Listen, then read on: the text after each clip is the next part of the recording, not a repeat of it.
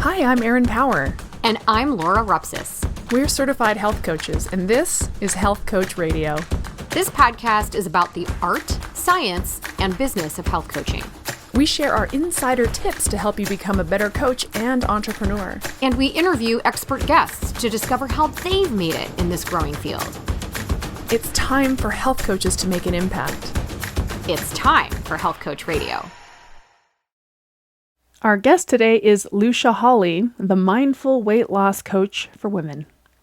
Weight loss for women, such vast topics. Consider how many generations of women have spent their lives trying to lose weight. And that's a lot of what we talk about today. Lucia's crusade is to help women lose weight without the struggle and suffer of deprivation-based dieting. I know a lot of health coaches want to dabble in this space, and there is room for you here. You'll learn from Lucia how she's made it work. Our show's sponsor is Primal Health Coach Institute. We're a health coaching school that provides aspiring and existing health and fitness professionals with the training, resources, and support to make a lucrative living changing lives. We've got thousands of graduates practicing unique coaching specialties and changing lives in countries all over the world.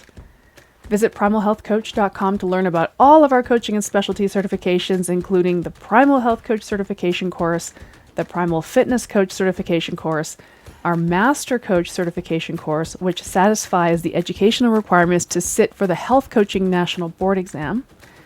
And we're in the process of launching several specialty courses, so existing certified coaches from any school can earn specialty certs in topics like strength training for women, the human intestinal microbiome, functional therapeutic diets, or health coaching and medical practices. And enrollment is open for our 12-week hands-on business coaching program. Our Launch Your Coaching Business course will nurture you to create and sell your signature health coaching program. We have a lot going on, so keep checking back to our website and sign up to our email list to be the first to find out when these outstanding new courses drop. Visit primalhealthcoach.com and check it all out. As you're listening to today's show, make sure to screen grab your podcast player and tag us in your Instagram stories at Health Coach Radio. As always, the show notes for this episode and all previous shows can be found at primalhealthcoach.com/radio. With that out of the way, it's time to dive into today's important and fascinating conversation. Please welcome Lucia Hawley. All right, Lucia Hawley, thank you so much for joining us. We were chatting before we hit record about how excited Erin and I are for this conversation, given your expertise. So I don't want to spoil the surprise. Tell us a little bit about you, sort of who you are, what you do, but most importantly, a little bit of your sort of origin story and how you became who you are today and what you do today. Yeah, Laura, thank you so much. And Erin, thank you for having me on. I'm also equally excited to be here, very passionate about this subject. So yeah, I'm Lucia Hawley. I'll start with where I am now, and then I'll do some of the origin stories. So I currently work with women in weight loss, which would be very ironic because I thought that was the one thing I would never do. But I work with women to help them lose weight, but we do it in a way where they're not dieting. And instead, we're really looking at the thoughts and feelings that inform the actions that we're taking. So I tell women that I like to help them kind of unpack diet culture and those old stories that are in our heads, the stories that we know kind of consciously, and then maybe some of those more subconscious or less than conscious, like unconscious stories that we maybe picked up as we were growing up or kind of, coming into ourselves, and stories we learned from diet culture at large to maybe something a best friend said when we were little, or an aunt or someone that has stuck with us that we might not even realize is truly impacting our relationship with food today and our relationship with our bodies and just how we're navigating these subjects. So a little bit about my background. I have two kind of different parts that I think are really important. The first one is when I was 14, I lost about 80 pounds.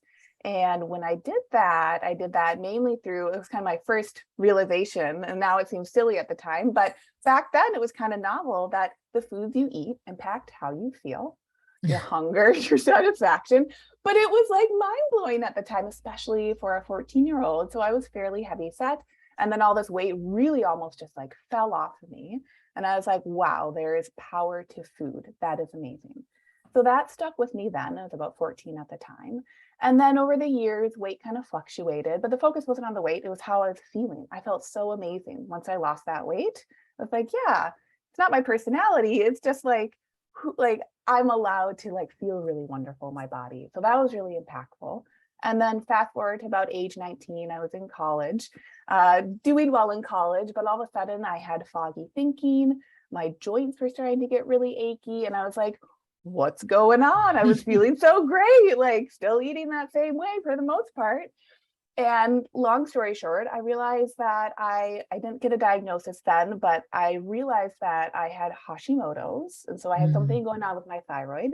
And so at that point, and this was before going gluten-free was popular at all. So I was like a total weirdo, but I went gluten-free. There was one article I found. I was in college, I had access to the library, and it was a Swedish study on teenagers and their mental health index, because I was feeling very anxious, panicky, in addition to the foggy thinking. So I took gluten out of my diet for 2 weeks, no more panic attacks, no more anxiety attacks. And I was like, wow, this is, I mean, literally life-changing. Like I can go back to the things I love. So it was a combination of both of those events that really showed me the foods we eat are important. And it's also going to be impacting not only our bodies physically, but our emotional health and wellness as well. So those were two very formative experiences for me to then come to this place where we can really say, let's look at our relationship with food, and that we're all going to have a unique, an individual relationship with the foods we eat. We might have different needs, but all of that is going to be impacting what we're doing, which is very different than just saying, hey, here's a strict restrictive diet, cross your fingers, hope that it feels good, and good luck to you. So that's a little bit of my background story. Amazing. I can relate to much of it, to be honest with you. It sounds very familiar. And I feel like I work in the exact same space as you. So I kind of really want to pick your brain. And I jotted down a few things that came up for me when I was listening to your story. So the first thing is this idea of diet culture. Gosh, I hate it. I hate it so much. And me too. Like I just literally spent the last week working on some curriculum for a school about diet and fitness culture, technically, which kind of are the diet, fitness, beauty culture. Yes. It's kind of all in the same family that's just kind of, holding us down. But I would love for you to define it or describe it for our audience before we really kind of move down this garden path. Sure. Yeah. So what I say diet culture is that diet culture is an arm and extension of power and control culture. Some people might be calling that the patriarchy, which I think is a very common word for that. So truly diet culture at the end of the day, and I love that you mentioned fitness culture, beauty culture, because we can come in through the house of weight loss or just looking at our bodies. But once we start to realize like, oh man, it's just what I'm thinking, it's what I'm feeling, and what has informed that, right? Almost like what's in my backpack of like my mental experience. Then we start to see it applies to all these different areas. It's our relationship to our finances, it's our relationship to other people. So that where to me diet culture is that arm and that extension, because then it's just going to be a part of all the different things that we're in relationship to. Yeah. And I think when I think of diet culture too, I always speak to this with my clients, which is you don't have to be a dieter to be in diet culture. We just all are in a diet culture, and this culture that is prizing thinness and tininess and beauty and all this stuff. So the diet culture is the culture that's around us, and we're in it. And you mentioned this when you're talking about what you do, which is like these conscious and subconscious stories. Like if your mom and your grandma and her mom dieted, you've been programmed into the diet culture, whether that shows up as dieting for you or not. So diet culture is kind of this culture that we all do live in. It really is. And I like to say too, that it's this culture that we might not have realized. It almost is like we had uninformed consent in being with it growing up. And now a lot of us are coming to this place where we're thinking like, oh, actually, maybe I don't want to consent to that. And so maybe I'm going to like make some differences and make some changes now. Yeah. I like that. And I feel like it's so hard to get away from it. I mean, when I grew up, social media wasn't really a thing, we didn't carry around this crap in our pockets every single day. Right. So it was what I saw on television or like fashion magazines. that informed certain looks and what have you. But if you made a conscious decision, which no one ever really did, to sort of avoid certain shows or just not pick up those magazines, perhaps it was easier to disengage from it or have it maybe not be weighted so heavily. But I feel like now I can't even imagine what it's like to be a teenager today and being constantly bombarded 24/7. I'm terrified at the impact that that's going to have on women kind of growing up, because, you're right, Erin, diet culture is everywhere. And I think those of us that want to switch the conversation more to health, and that someone who's healthy, I think when you look at someone who's healthy, it's really more in like the color of their skin and the pinkness in their cheeks, and they're happy and they're energetic. It's not a body type, really, right? In the fitness culture, it is, right? You need to see deltoids and distinct hamstrings or whatever it is. And then in the sort of beauty phase as well, in terms of, just like the frozen forehead that never moves and what have you. And that's okay if that's what you want to do. But there's this definite sort of accepted standard like framework, and that we want to spit out all these young women and older women that all kind of look the same, and that we all, rather than just a sense of vivaciousness, I guess, the term that I heard you use, that you just felt really good in your body, and it's how do we in this realm try to keep that and hold on to that without letting that get bastardized somehow too. Yes, yes. And something I do with my clients is we really start to explore. So let me backtrack and say, often in our culture, especially in diet culture, we make feelings out to be very logical. We'll talk about our feelings all day long, but how many of us really practice feeling our feelings? What do we really think that means if we're newer to the subject? So totally, right? Like once we start to understand, feeling a feeling is a somatic experience, meaning in the body. And it's in the brain too, but like it's this like full body experience.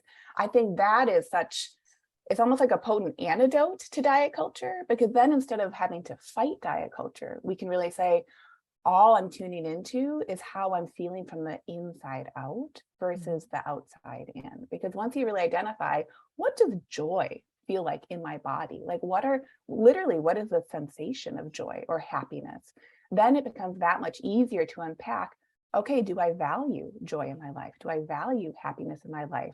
Now I can really have that clear relationship with what brings me joy. And then you can follow it versus, like you were saying, okay, I got to have the frozen face. So that means what's going to bring me joy is looking a certain way. So I got to go get these appointments in, which it really might for some people as well. But yeah, absolutely. being able to explore that, I think, is what is so potent. Yeah. So I've been going down this garden path of learning about diet culture and the anti-diet movement. Yeah. First of all, before I get into this anecdote and this question, would you say, just like yes or no, are you within the anti-diet movement? I like that you're like, say yes or no, because I'm gonna be like, oh, I used to be, but like, no, not really, because I think there's something beyond it. I'll say that. Great. Okay. Because this is what I wanted to pick your brain on. So I went down because, again, my business model is the same as yours. Achieve an effortless relationship with food is my tagline. It's about this sort of, understanding metabolism and how your body uses fuel. And once you kind of understand that food is powerful, like you said, you can just sort of peacefully coexist with it. And a lot of things will change in your body, right? Symptoms might go away, and one of your symptoms might be the extra fat you were carrying. So like, I went down this, I spent about 2 years trying to decide if I was in the anti-diet movement. And I came away with deciding that I was not, because I do believe food is powerful. And in the anti-diet movement, it's like, no, food is not medicine. You can eat whatever you want. And I don't believe that at my core. And I also do believe that it's possible to liberate extra fat from your body in a patient way. But here's the question, and it's a big one. So you describe that what you do is weight loss without dieting. That's also how I would describe what I do. Yeah. But then when we think about weight loss, right, biologically, it's this caloric deficit. Yep. Right. Caloric deficit in the hormonal piece as well. And so the evidence-based crowd is like, well, that's dieting. If you're going into a caloric deficit, you are technically dieting. You have to create a caloric deficit to lose body fat. So that's the hard part to reconcile. Weight loss without dieting, because the caloric deficit has to happen, which is technically dieting. How do you reconcile that? That's a loaded question. No, it's such a good question. And like, it's one that I thought on, similar to you, like 2 years. I was like, okay, what is the essence of what we're doing here? So similar to you, yeah, like no one can argue the power of a caloric deficit.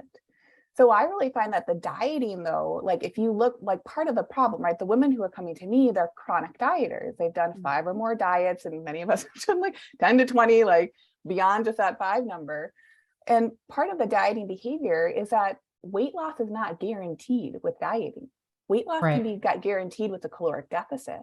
So I love that you bring up that term, because I think that truly is what kind of shifts a lot of us away from that label of being anti-diet. Because what I found is when you're anti-diet, you're so focused on dieting. You're just focused on like the opposite of it. And I was like, I want to be done with that conversation, right? Like to me, if diet is like kind of a bully and it's like throwing a ball at me to catch, it's like, I want to just be done dropping it. I don't even want to think about that ball anymore. I just want to walk away and do something else on the playground. So caloric deficit can also be such a huge range, right? We could have a 50 calorie caloric deficit. Right. That would equal weight loss in the long term, right? So truly trying to look and really suss out for the individual, what are the dieting behaviors that I no longer want to engage in versus what is a lifestyle that might encourage a calorie deficit that I'm deciding to opt into, that I'm giving myself the honor of opting into.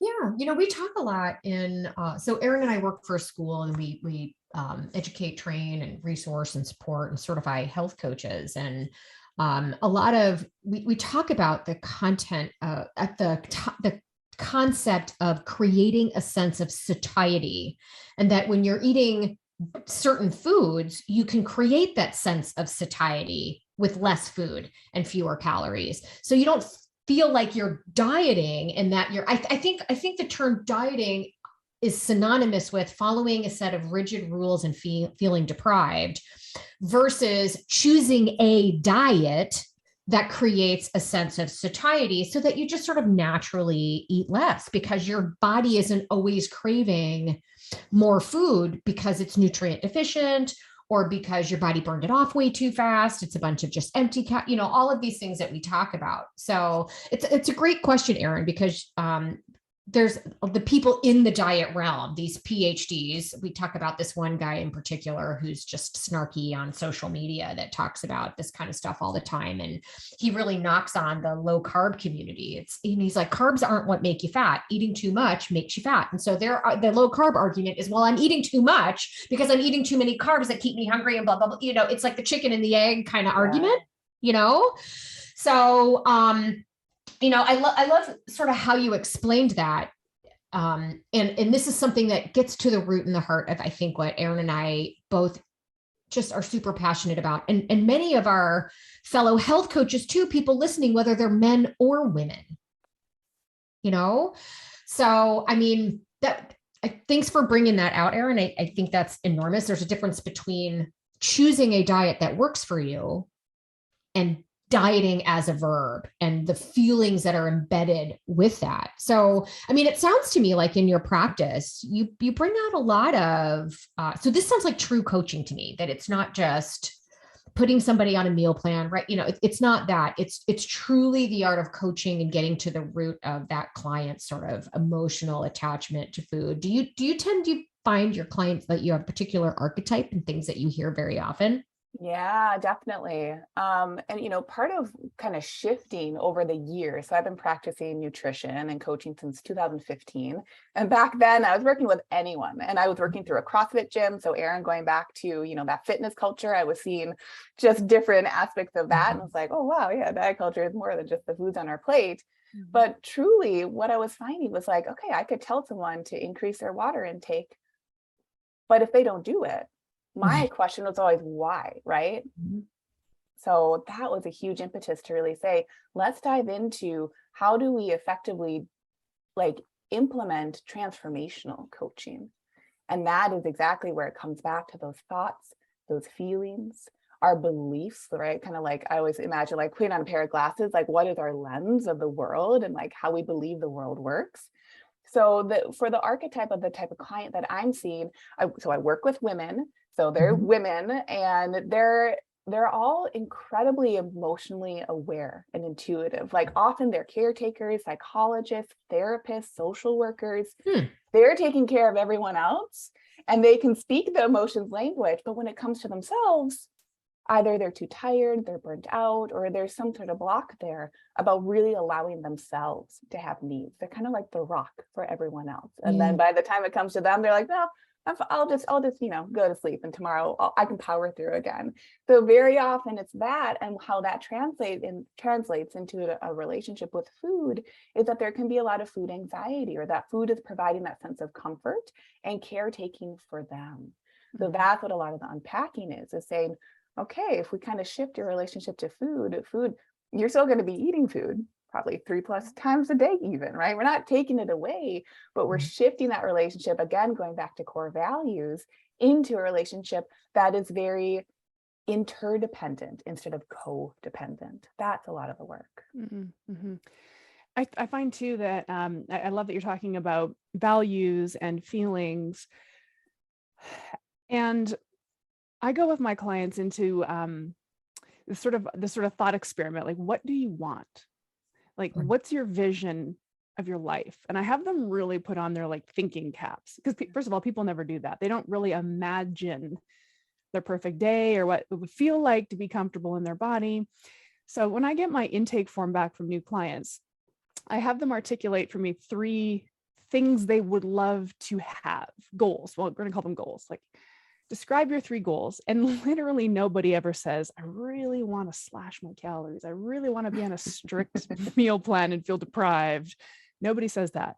They're like, I want to feel proud and comfortable, confident. I want to model healthy food behavior for my children. I want to, I want to feel sexy in my marriage, or I want to, these are all intrinsic motivators. These are important things. And what I find, and I'd love to know, I think I know the answer to this. What I do find is that these women, my clients are women too, they'll pour their hearts and souls into answering these questions, these journal prompts, and it's beautiful to read. And then we start, but they're pulled back into the diet culture. I feel great.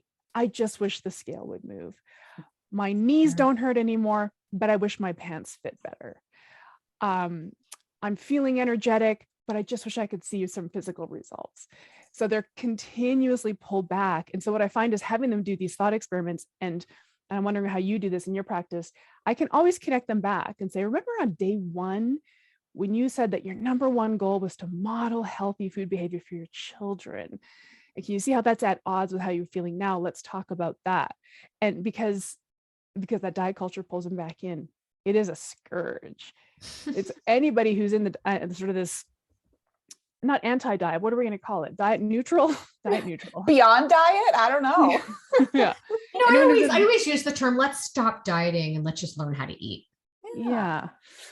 Anyone who's in this space is going to be up against that it's not just a fun little walk away from diet culture. It is tumultuous. It's a tumultuous it's an abusive relationship in a lot of ways. So I don't know, I guess talk through, do you have any exercises that you take your clients through specifically that help them connect back to some of their intrinsic goals and why they wanted to get away from dieting in the first place? Because I assume that the clients who come to work with you are like, okay, I got to stop dieting.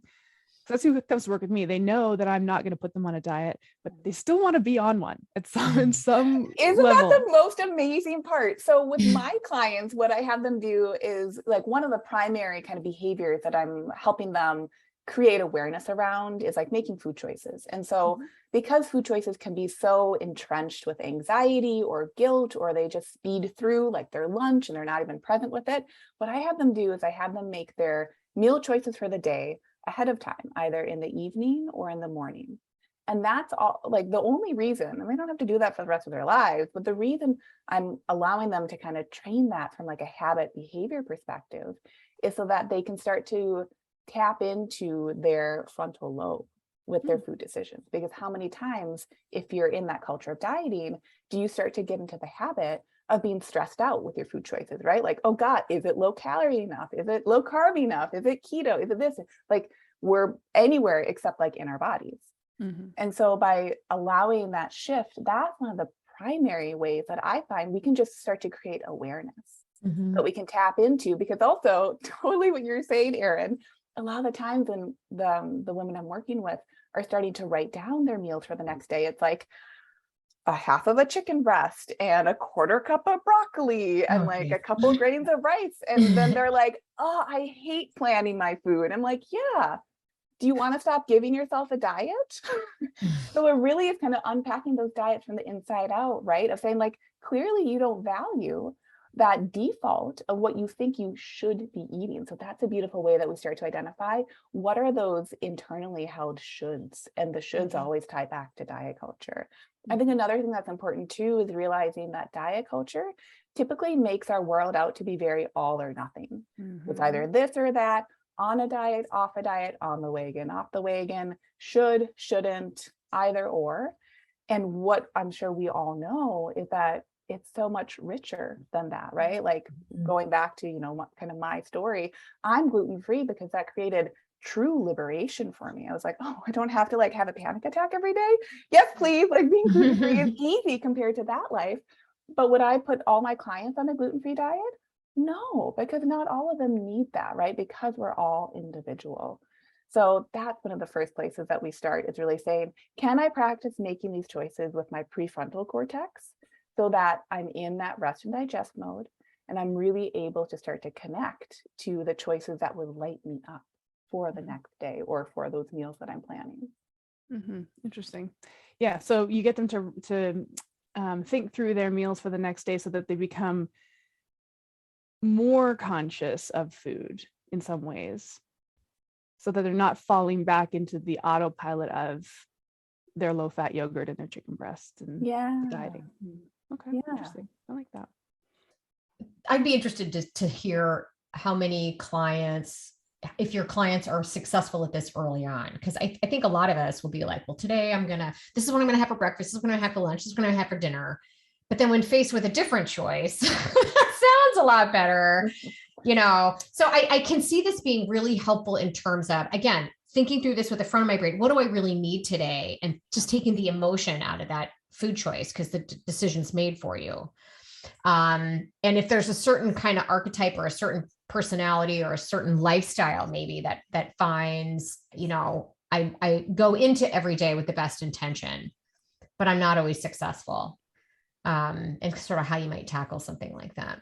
Yeah, well, I expect that to be part of the journey. Again, we're kind of unpacking that perfectionism.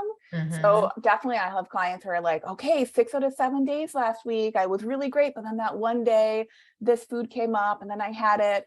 And so again, we're always getting meta, because to me, there's no behavior that is bad. And that's part of unpacking diet culture. So even when someone is opting to say, okay, I'm going to join this, I'm going to get coaching to be diet free. And then like, it's going to be so great because I'll be diet free because I'll know how to do it. Yeah. Very often when that's happening, people are still looking for a diet. So it is always that reflection back to say, well, what was so wrong with having the muffin at the event that you like? Did you truly want that? Right? What are all the shoulds that are surrounding that muffin? Because maybe you chose to eat it, it didn't feel so good. And now you have all this great information and data points from that experience. So let's not beat that up, right? Let's not say, oh, everything is ruined, right? Like throw the baby out with the bathwater. Let's say, isn't that so interesting? Can we shift into a place of curiosity? And curiosity is coming from that parasympathetic rest and digest mode. So a lot of it is just like taking out kind of that emotional extremism. Oh, I'm so bad. Oh, I got to start over. Diet starts Monday. It's saying, so what? Isn't it so interesting? What do you think about that? What are your thoughts? How are you speaking to yourself right now? Because that's the diet. And so if we want to be diet free, sure, that it could include a certain amount of weight loss. But as you two know, if you lost that weight in a really uncomfortable or like emotionally abusive way, you're just going to like ricochet and boomerang back to the old habits. So truly that habit change happens through, how am I speaking to myself and how am I choosing to take responsibility for how I talk to myself? Oh yeah.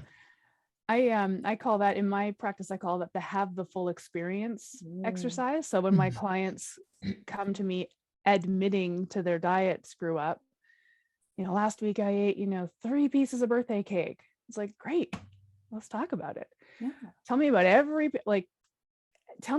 feeling and every reaction, whether that was emotional. I loved it. It was a 10 out of 10, or it was like a 3 out of 10. How did it feel? Was it worth it? How did you feel in your body? How did you feel in your brain? Were you disappointed? Like all these feelings, like have the full experience. The thing happened. The birthday cake happened. I don't care. We're not going to fix that, but we can have the full experience and take away the data. And so a lot of what I hear you kind of these exercises and tactics you use with your clients, to me, they all kind of sound like, if I was going to categorize them, and I think this is really important to mention for coaches listening, I think one of our greatest opportunities as coaches is in identifying barriers. And the barrier could be like a physical barrier in the sense of, I'm traveling for work this week, right? That's a barrier. Okay, let's figure that out. That's where sort of planning the meal with frontal lobe situation is a good idea. Like, great, okay, so you're going to be in a hotel. They probably have a breakfast. Let's think about this, right? The barrier could also be feelings, and it could be emotion. The barrier could be, feelings of self-worth. And there's lots of, like, barriers is pretty nebulous term, but what we're trying to do is identify for people where they're stuck. And then once we can identify it, it's like, great, now we have a tangible thing that we can focus on. And I think that's honestly, I feel like coaches, our job is to identify barriers and help our clients overcome them. What do you think about that? I think that's beautiful. And if I were to add one thing, it would really be like, as coaches, our job is to identify those barriers and then, like, without judgment, and hold space for if our clients are judging the barriers, because so often we see a barrier, and a lot of us, I mean, again, a lot of my clients are super type A. They're like, great, how do I fix it? And it's like, well, okay, how are we even conceptualizing the barrier? Like, can we explore it? Can we notice how big it is, its size, like what it feels like to trip over it? And then from there, once we take out some of that shame and judgment, usually that relationship with the barrier becomes a lot, like, I was gonna say, like, more simpatico. Like, it's just like easier. It's like, oh, okay, I can jive with this barrier. It's not this big, it's not personal even. It's not this like horrible thing with who I am and how I go about my life. It's just this thing, and I can handle that. Yeah. So I love 2 things you're saying that I just want to circle back on and really punctuate. First of all, you mentioned earlier curiosity. Curiosity to me is the opposite of judgment. Anytime we proceed with curiosity and nurture that in our clients, I think we can nurture that by embodying it ourselves. Like, I'm really curious. Tell me about that birthday cake. And then they can get curious. And the other piece that you mentioned that I wanted to punctuate was, I forget. I hate when that happens. Oh, darn. Anyway. One thing I wanted to piggyback and jump in there is, you mentioned, without judgment, and without shame in terms of these barriers. And some of the things I deal with some of my women is, many of the barriers are coming from this place of, but I'm the caregiver and I've got to take care of it. So we have this sort of altruistic barrier that it's my job as the mom or as the whatever the caregiver, that I have to do all of this first before I feel worthy enough to take care of myself. And that's a big one. And it's a little bit different. They're not shaming themselves by the barrier that's there. And it is, it's a worthwhile thing that they feel as though is important to them. It's more important in many cases than caring for themselves. And that's a struggle too, for me with a lot of, is getting them to make that mindset switch. And sometimes it doesn't happen. It didn't happen for me until I got really sick. Right. And so we're trying to help these women make this mind, like, gosh, there's a reason why on an airplane, they tell you to put your own air mask on first. You have to take care of yourself first before you're going to be any good at taking care of anybody else. And that's a really hard switch to flip. And removing judgment from the decision to place a care for yourself in some capacity before getting the kids to soccer practice, before, making sure dinner's on the table at the right time and everything's perfect. Cleaning the house, that was a big one for me. Like, cleaning the house would stress me out. You know what? That's not going anywhere. Go ahead and get your workout in, or go ahead and make a decent meal. Then you can clean the house. No sense in cleaning the kitchen until you've made a good meal anyway. Right. You're just gonna dirty it up. You're getting it dirty anyway. Yeah.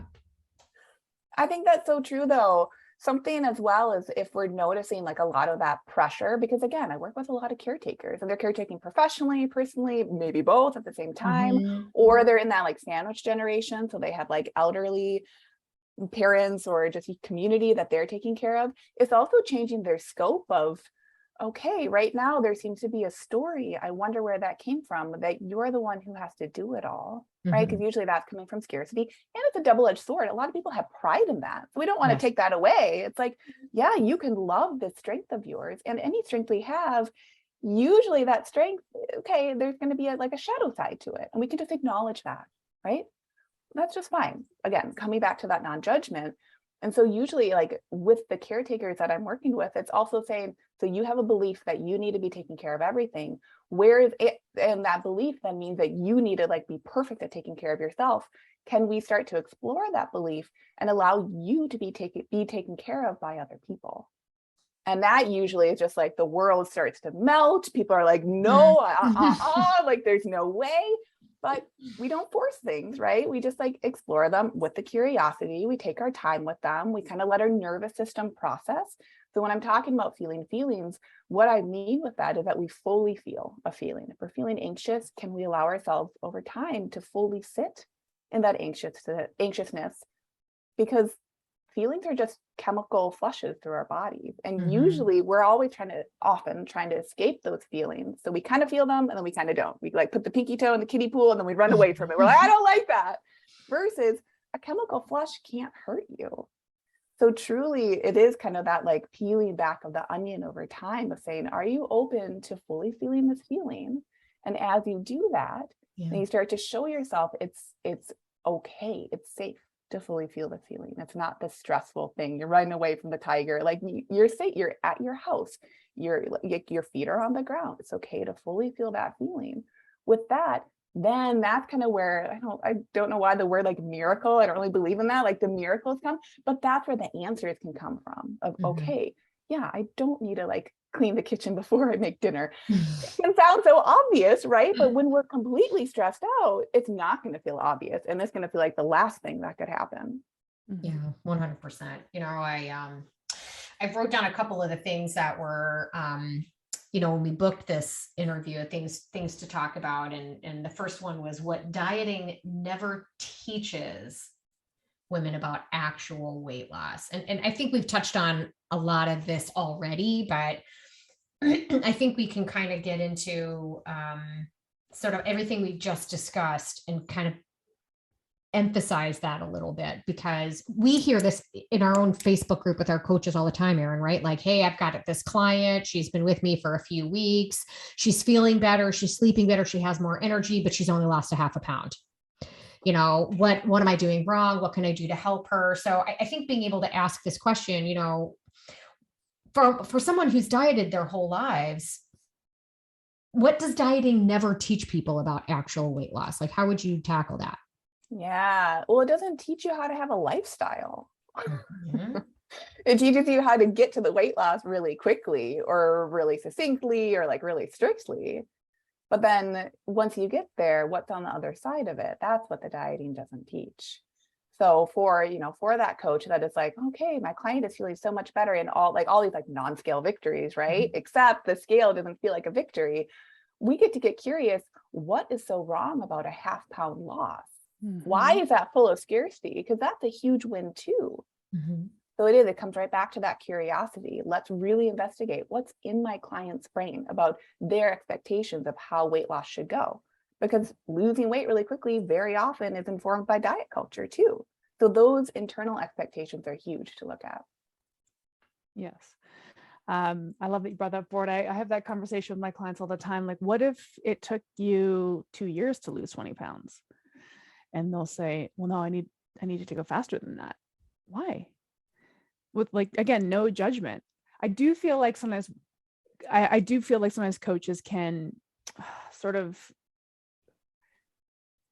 fall on their sort of swords a little bit. Like, I'm the tough love coach. I'm here to tell you what's up. And I think that we can approach gently with curiosity, and we should, in fact. So yeah, that's really important, especially in the weight loss space, especially with women who have been dieting their whole lives. I had this thought that, like, whenever we step on the scale, it's always bad news. It's like it only went down 1 pound, bad news. It went down 0 pounds, bad news. Gosh, I could talk about this all day, but I'd love to know a bit about like how you work with people. So we do like to talk about, on this podcast, we like to talk about what you do and who you work with and how you work with them, but we also like to talk about, like, literally how. Yeah. So, like, programming and products that you offer. Do you mind, maybe, what's sort of your flagship approach with clients? No, I love this question, because as a health coach, that's what I'm always interested in too, is like, how are we doing it? How are you doing it? How are you doing it? So my flagship program is called Lean and Liberated, and it's for women, and it's a hybrid approach. So they pay, I don't do like a recurring membership, but they pay one time or over one payment plan. And they have access to, we start with 6 one-on-one sessions. So for about a month and a half, 2 months, we're working one-on-one. And they have access to a video module library where they're going through, I was kind of talking about like the tangible information and the intangible. So we're doing a lot of the intangible in the coaching relationship, the feelings, the thoughts. And with the video module, that's supporting them outside of our one-on-one time. So we can go really deep in the sessions without having to, deal with kind of the fluffy, tangible stuff that you could like learn pretty quickly anyway. So they're using the videos to self-pace through that information. I have a journal that they use every day. It's just that daily journal. There's not much more beyond what I was telling you, where they write down their food choices for that day, or they do it the night before for the next day. So they do the one-on-one coaching for 6 weeks to 8 weeks. And then they onboard to weekly live group coaching or 24/7 access to email coaching. And they have access to that unlimited for life. Love it. That's a great model. So I just want to circle back. So you do this hybrid models. This is really interesting. I've never heard this before, and I think it's pretty cool. So what I really am an advocate for is a one-on-one coaching relationship that's supported by an online curriculum. Yeah. Please, everybody, just start doing that. Because to your point, it's like, then the teaching part is handled in the online curriculum, and the coaching calls are about what the client is thinking, feeling, experiencing, what they need in that moment, rather than just the word salad of teaching. Yeah.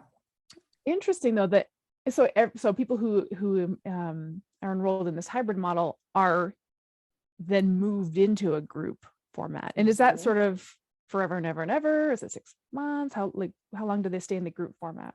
It's forever and ever, which blows some people's minds, because they're like, oh, it should be time bound, right? Shouldn't you motivate me through like my 6 months here? Yeah. I found that over time, it's like, if I'm truly embodying being beyond dieting, I'm not here to rush them. Right. And all we really need to chat about, like, we need those 6 sessions to go deep. But beyond that, like, if they have a relationship with accountability, if they have a relationship with expectations, again, like I love coming back to that subject because I think it's just so powerful. That's part of what they learn how to coach themselves through. So I'm also teaching them how to coach themselves with that like online video library as well, so that we can go deep. We can really understand. Because here's the other thing, I think, from a loving place too, right? Like, so many of us feel like we're way too complicated. Like no one will ever be able to figure us out, and like our brain, like we're this or that. But if we really get very reductionistic and we keep asking, why do you think this? Or why do you want that? We ask a lot of whys, and we get to like a deeper and deeper roots. Usually we only have a handful of patterns in which we're like acting and behaving in the world. And then they just plug and play into different areas of our lives. So I mean, I think I'm a super smart woman. I work with super smart women. Like, I think we're the like super darn smart. So it's not to diminish our capabilities, but I think very often we're not doing ourselves favors if we believe a story that solving this problem, A, that it's a problem, and B, that it's super complicated and overwhelming. So usually we just need those six or so sessions to figure out what are these root patterns, and then we go from there. How do you run the group afterwards? Because I would imagine you've got people that you're graduating but you've had people probably in the group that have been in there for months. So how do you run those? Yeah, so it's a weekly group coaching call. There's also a private community, so there's support beyond this one call, and some people can't make the call or don't need the call. So I'm also teaching them how to self-graduate out of the calls as well. So they come in, they get the support, and then at some point they hit their weight loss goal, or they know like the weight loss is just happening on the back burner. They're like, cool, I got this. I have my little lifestyle pattern and habits that I really enjoy.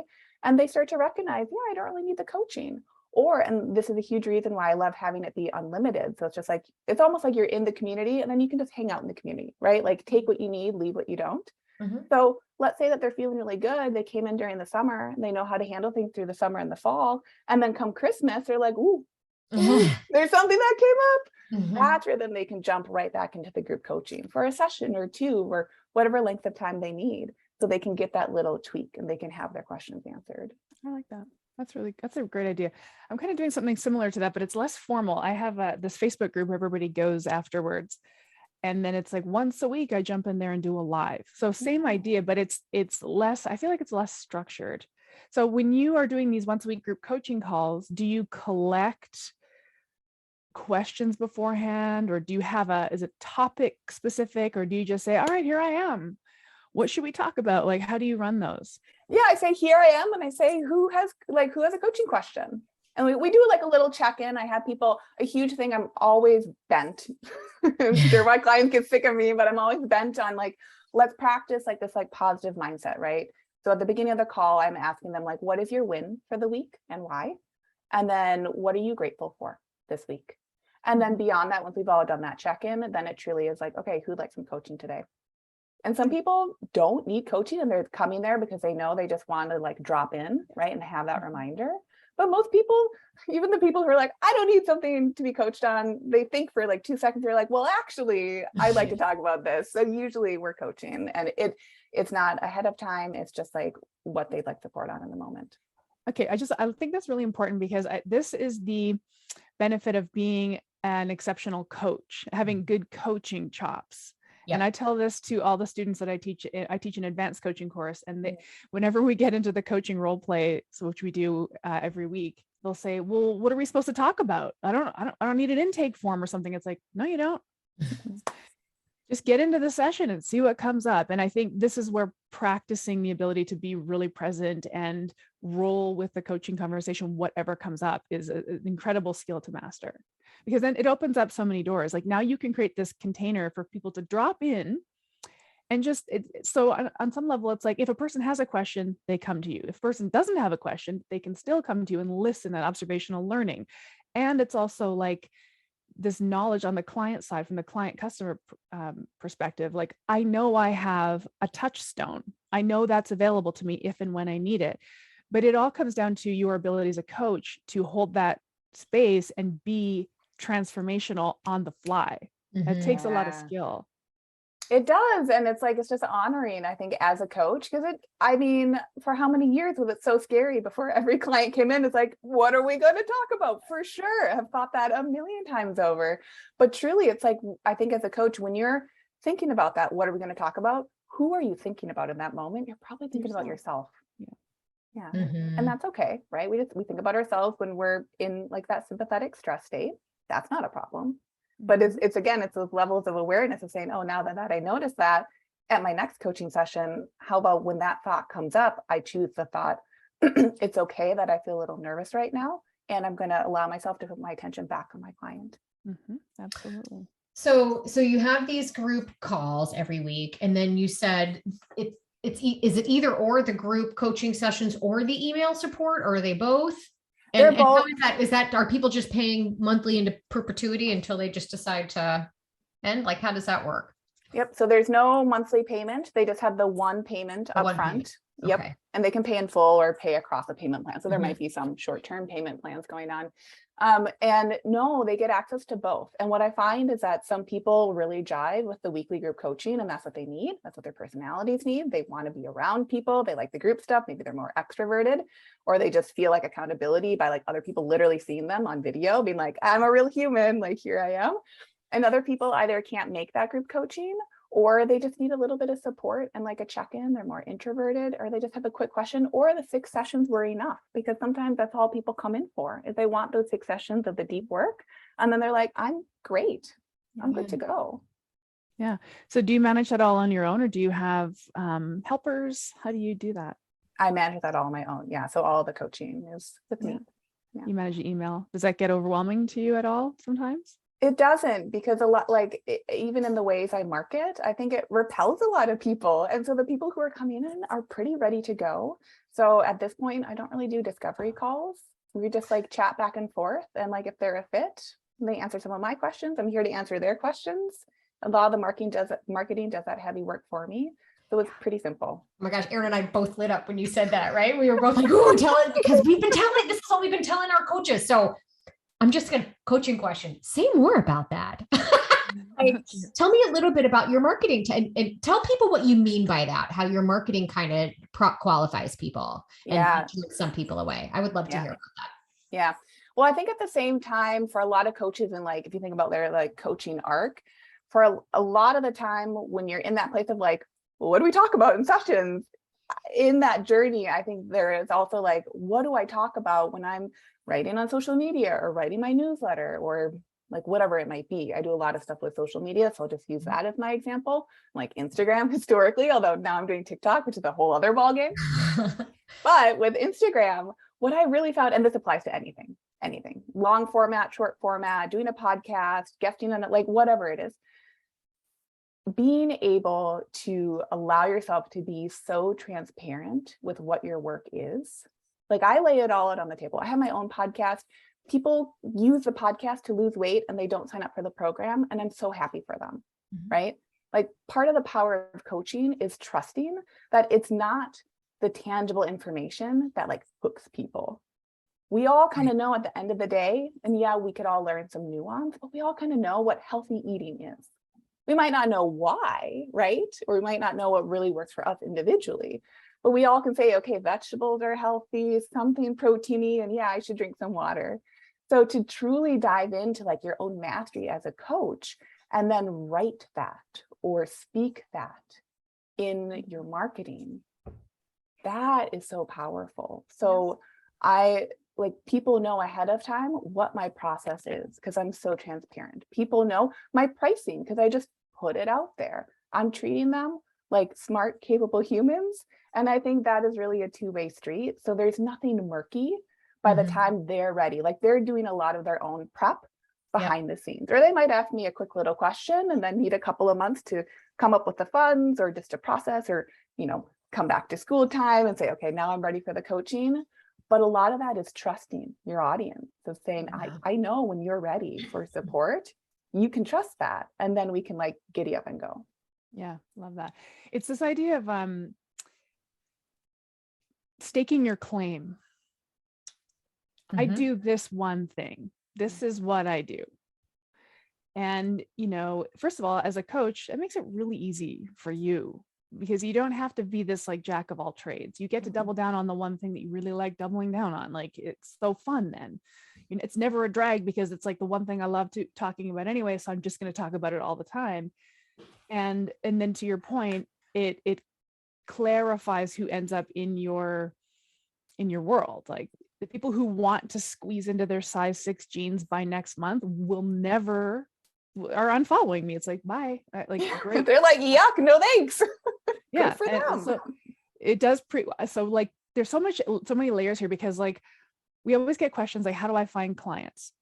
Or how do I scale my business? And it's like, that's not where you start. Like, what is the thing that you do? And what are you going to specialize in? Because you got to find that thing first and then just double down on it.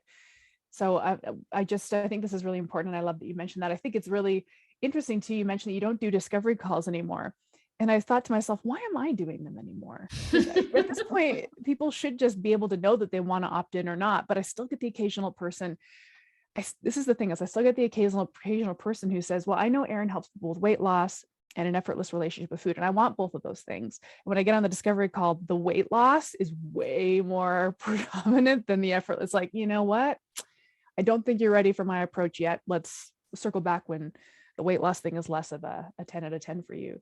But I think that's a bold choice. And I have that question a lot from coaches that we train is like, why do I have to do a discovery call?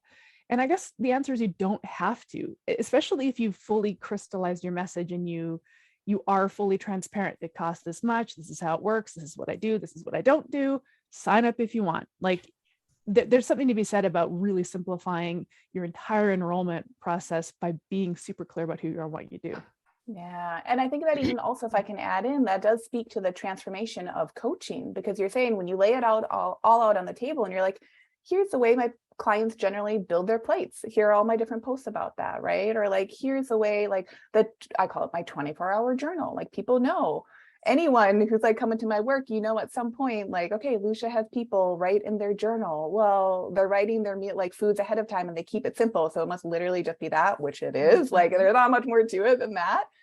People then can give it a go on their own time, right? They can say like, I'll do the journal, or I'll do, like the hand portioning or whatever the specific might be.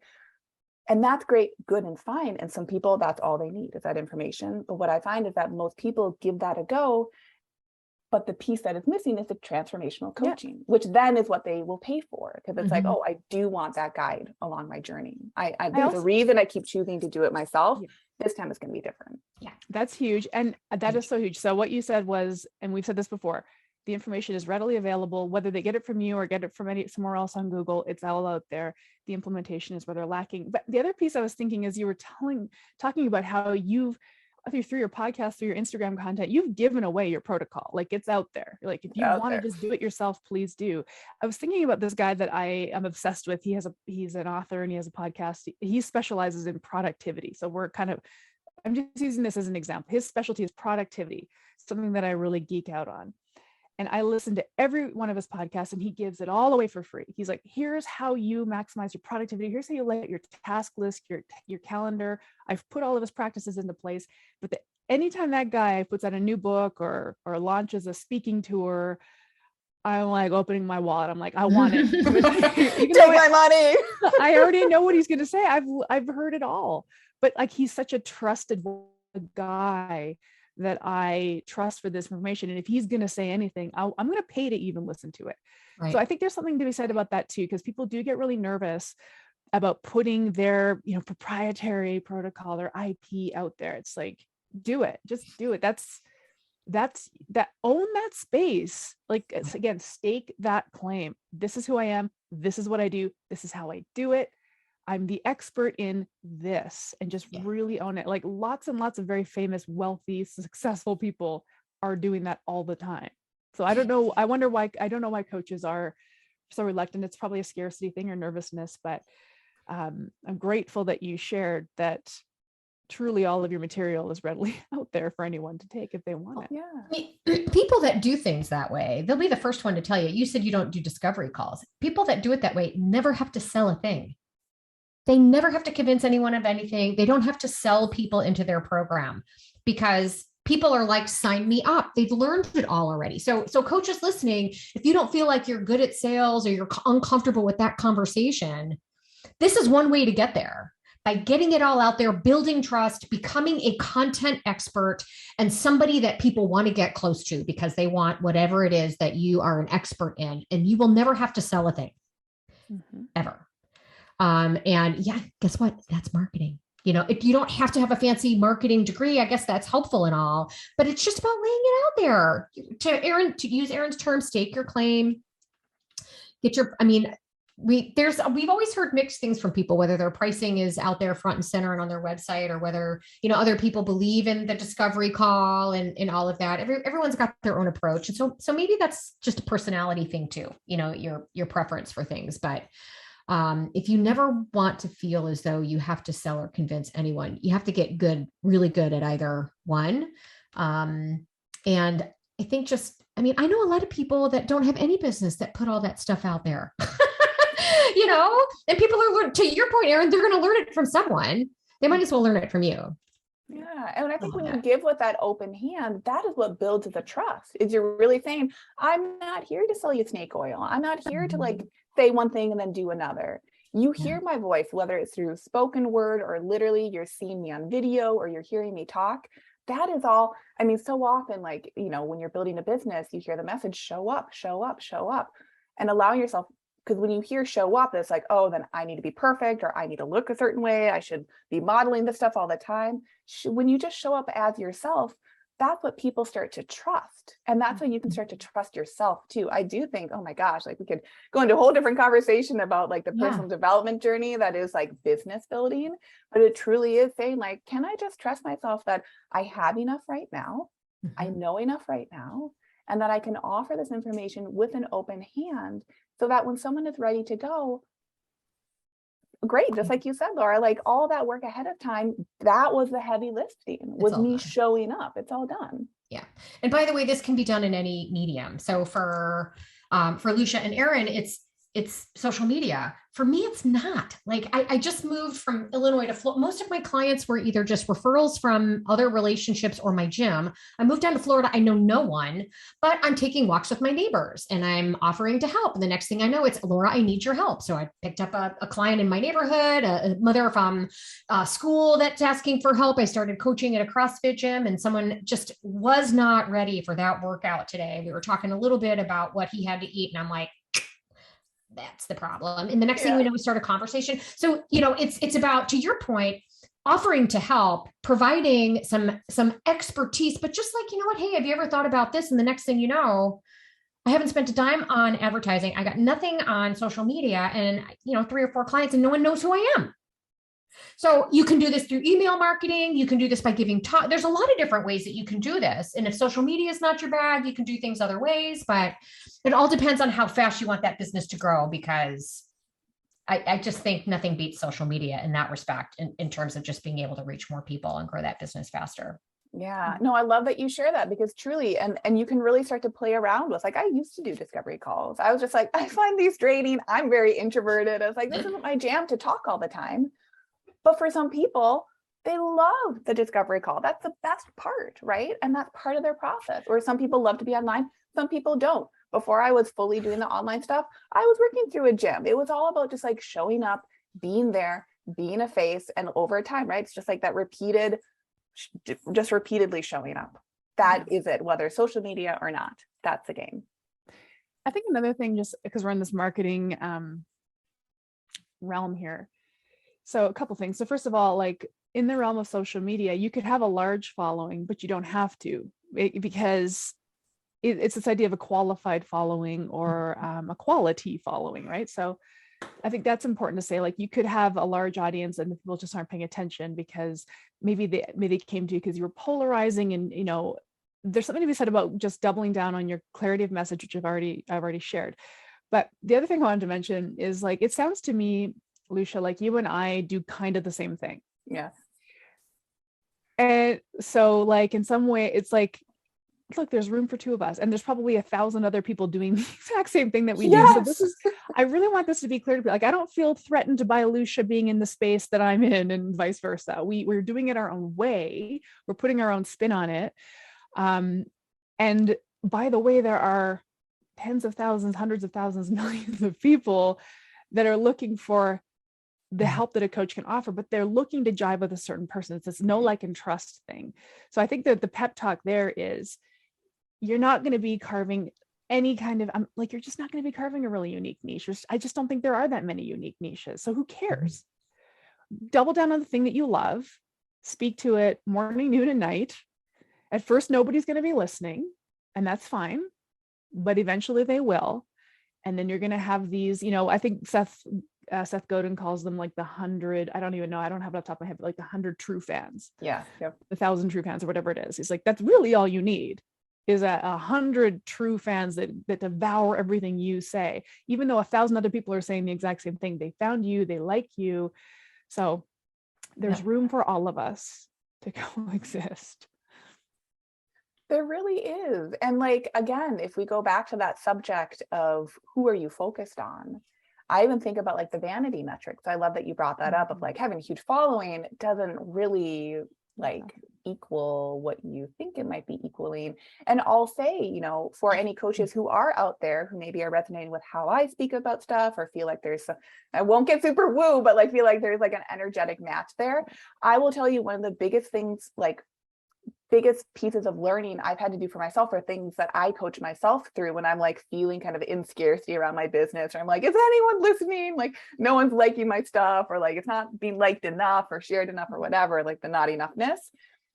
It is amazing to me how many people are in the woodwork listening that you would never know. Like how often I have a client or someone who is hoping to be a client who reaches out to me where I'm like, never heard from you before, but they've been following along quietly, and then they're ready to go. I qualified them, but they're ready to go. And then once we do the coaching, it's like, you are a best fit client.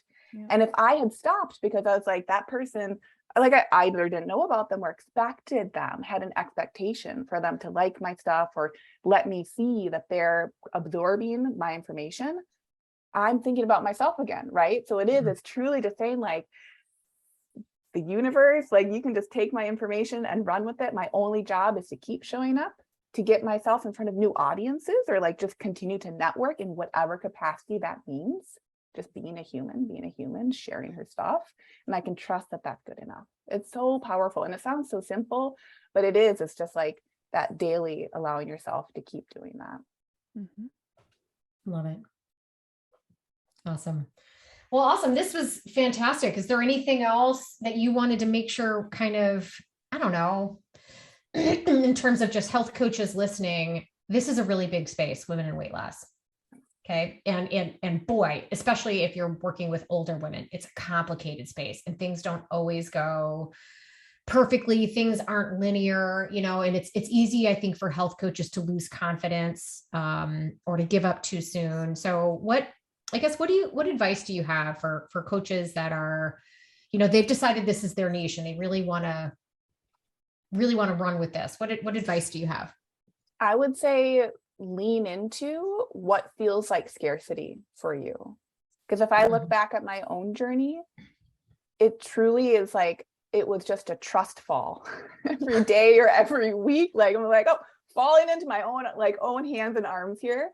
And that sounds so silly, but it's so true. Like if you have something you're passionate about, you're working with women in weight loss, just like you said, like maybe depending on the age and stage of life that they're in, it can feel so overwhelming and complicated. If it feels that way for yourself as a coach, use that, lean into that, because you can bet your bottom dollar that your client is feeling that way and they need your compassion. It can actually be a good thing that it feels overwhelming, because that means that you're tuned in to their journey. And that's very powerful. And a lot of coaches aren't. So that's like a unique, powerful tool that you have right there. Very cool. I really love this conversation today because I like meeting a peer. Yeah. And love chatting with you through the anti-diet culture stuff. We also got into the nuts and bolts of like putting oneself out there as a coach and programming. So really great full circle conversation, Lucia. Really appreciate you joining us today. Yeah, thank you so much, both of you, Laura, Erin. Like just the hour flew by, so just such a treat to chat with both of you. We could always keep going. So before we let you go, tell us where people can find you.